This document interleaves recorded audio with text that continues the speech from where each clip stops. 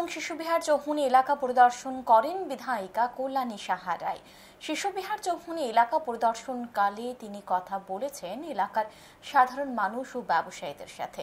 এদিন কল্যাণী সাহা রায়ের সাথে ছিলেন তেলিয়ামুড়া পুর পরিষদের আধিকারিক সহ বিভিন্ন দপ্তরের আধিকারিকরা। শিশুবিহার চৌমুহনী এলাকা পরিদর্শনের পর বিধায়িকা কল্যাণী সাহা রায় সংবাদ মাধ্যমের মুখোমুখি হয়ে কি বক্তব্য রেখেছেন সেটাই শুনবো একবার। আমাদের কাছে একটা ডিস্ট্রিক্ট ফিশারি ডিপার্টমেন্ট থেকে দুটো প্রজেক্ট এসছে, একটা হলো ফিশ মার্কেট এবং একটা ট্রেনিং ইনস্টিটিউট। তো আপনারা জানেন যে NH রাস্তা হচ্ছে কোয়াই টু তেলিয়ামুড়া এবং শিশুবিহার চৌমুহনীস্থিত যে বাজারটা আছে, মাছ বাজার সহ সবজি বাজার, এটা আগামী দিনে এখানে তারা ব্যবসায়ীরা ব্যবসা করতে পারবে না, তাদেরকেও পুনর্বাসন দেওয়া।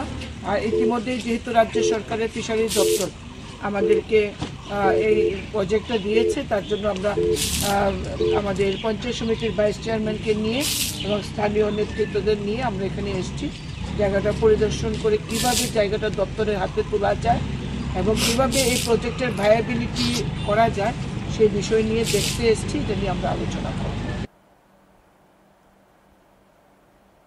এখন সময় বিরতি, সঙ্গে থাকুন।